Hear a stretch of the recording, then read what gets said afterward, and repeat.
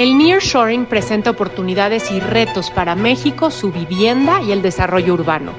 ¿Cómo se está preparando para este fenómeno el instituto que más financiamiento a la vivienda provee en México? En entrevista, Carlos Martínez Velázquez, director general del Infonavit, habla sobre la relocalización de empresas en nuestro país y su impacto. Bienvenidos, gracias por acompañarnos. Hoy estoy con un invitado muy especial, el director general del Infonavit, Carlos Martínez. Gracias por acompañarnos y, quiero empezar con esto porque la palabra más popular que hemos estado usando en los últimos meses ha sido nearshoring. Y este concepto pega a la vivienda, pega a la parte también de lo que hacen en el Infonavit. Entonces, quiero empezar con eso. ¿Cómo es exactamente que impacta en materia de vivienda?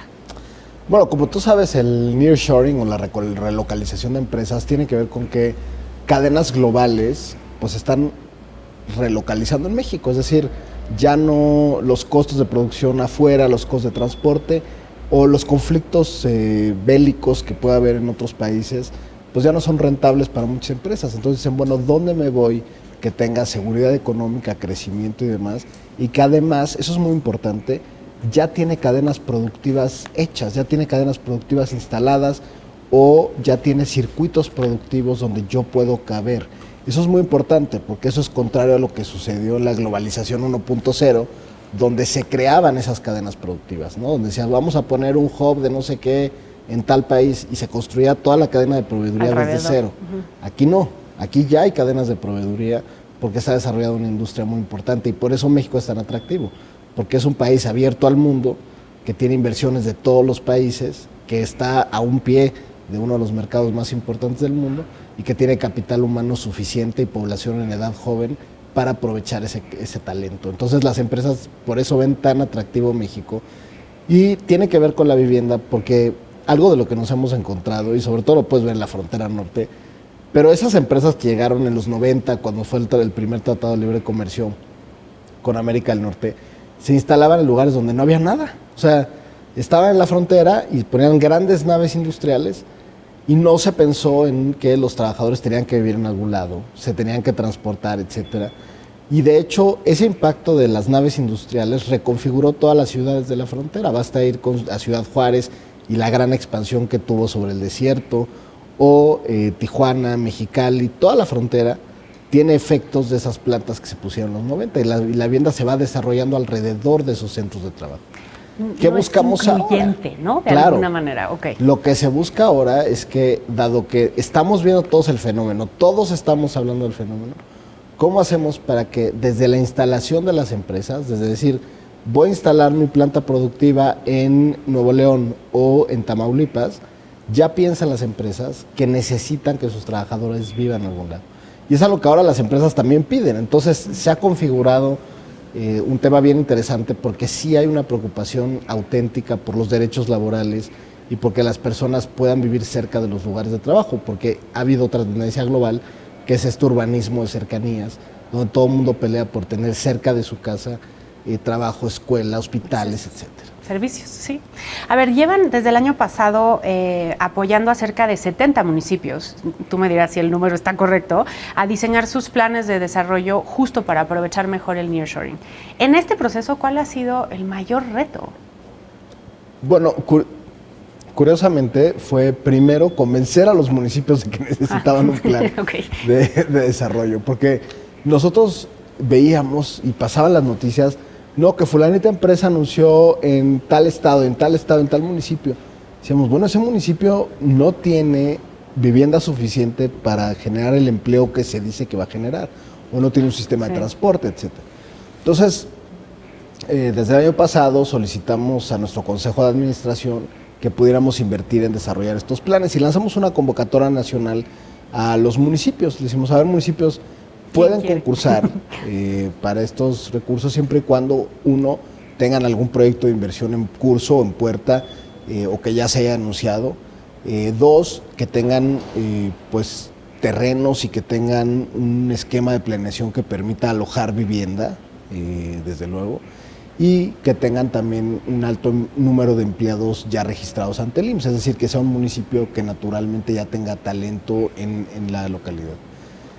Y muchos municipios pues no presentaron solicitudes, estuvimos batallando para encontrar a los municipios y una vez que llegaron las solicitudes, llegaron cerca de 150, se hizo ya un análisis mucho más fino para nosotros pues ver, ahora sí que hacer un cotejo sobre esas iniciativas de inversión, ¿no? Y dónde valía la pena hacerlo. Entonces escogieron 70 municipios, están ubicados en todo el país, principalmente, y debo decirlo, en la parte fronteriza o en la parte norte del país, o donde hay mayor desarrollo industrial, pero también, por ejemplo, vamos a hacer el plan metropolitano urbano de la zona de Oaxaca, de toda la ciudad de Oaxaca.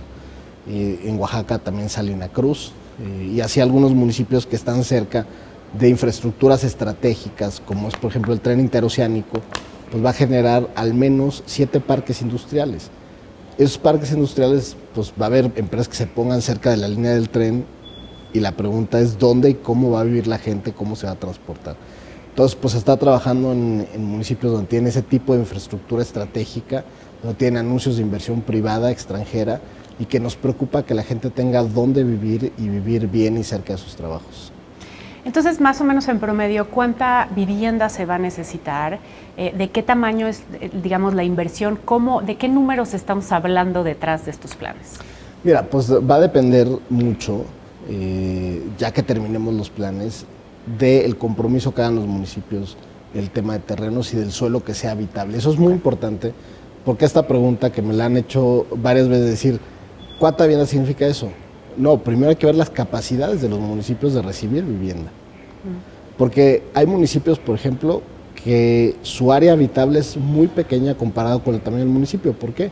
Porque a lo mejor tienen suelos inundables, o tienen un área natural protegida, o tienen un área ejidal bien grande. Entonces el área habitable del municipio se reduce mucho y se tienen que pensar en las tipologías de vivienda, es decir, si tiene que ser vivienda en departamento y altura, que a veces no gusta a los municipios, porque quieren casas solas. O sea, hay una cosa que se tiene que hacer con una visión participativa del municipio. Y una vez que tengamos esos resultados, le puedo decir, bueno, dado el suelo habitable de tal municipio y las densidades de viviendas por hectárea que se pueden hacer en cada municipio, pues se puede tornar miles y miles de viviendas.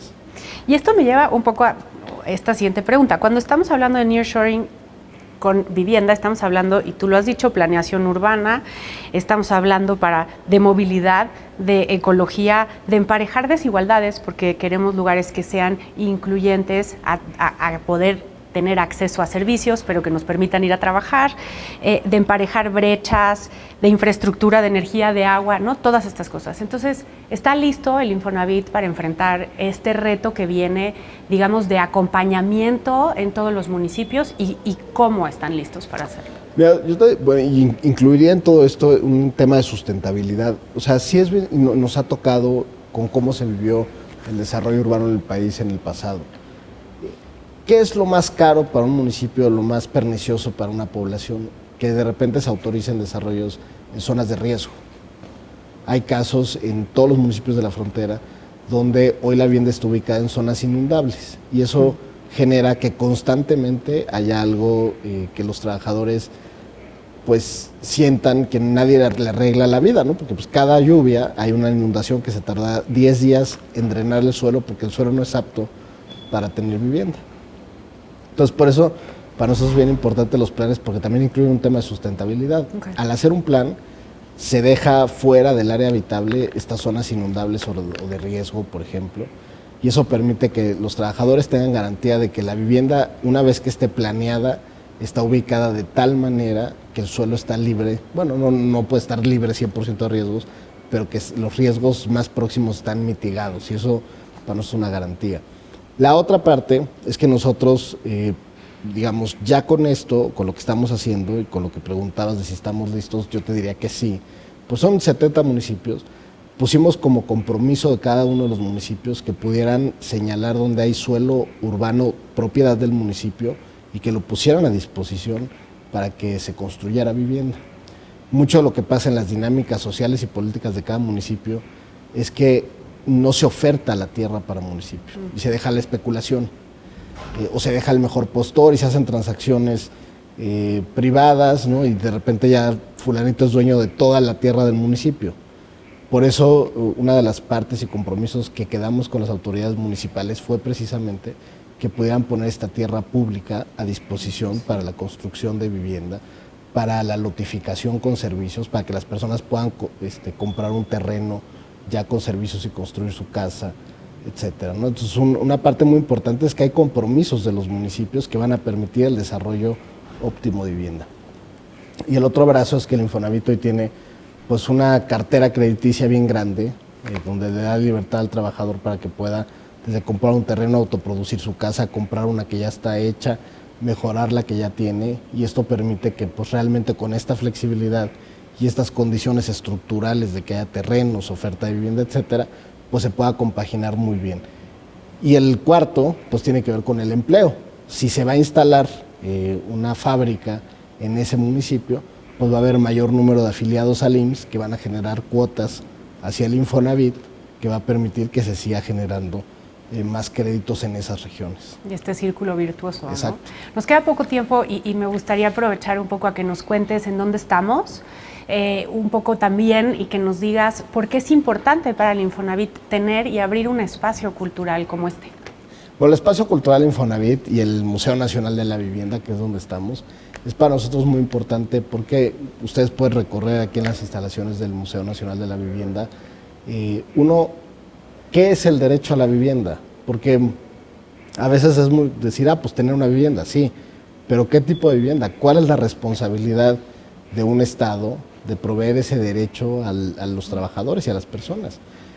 Pero además, ¿cómo habitas ese derecho? O sea, no solo es tener un techo, sino que ese techo te habilita a otros derechos. Y eso creo que es el centro de todo lo que puedes conocer es un museo interactivo, es muy sencillo de recorrer y de entender, pero básicamente el mensaje es que la vivienda, al ubicarte geográficamente en un espacio, te habilita o te limita de derechos. Porque si cerca de tu casa no hay una escuela o un hospital, pues aunque tengas el derecho a la educación no lo puedes ejercer, o el derecho a la salud tampoco. Entonces el derecho a la vivienda es bien especial porque te ubica territorialmente. Hay derechos que no tienen ubicación territorial, pero el derecho a la vivienda sí que lo tiene, y por eso es importante problematizarlo y que la gente sepa cómo exige ese derecho y cómo lo entiende. Me encanta, y me quedo con eso, ese derecho a la vivienda que nos permite acceso a todos estos otros derechos y que geográficamente nos deja en un espacio que nos hace, digamos, convivir y disfrutar también, ¿no? Muchísimas gracias por el día de hoy, por la entrevista. Carlos Martínez, director general del Infonavit, y gracias a ustedes por acompañarnos.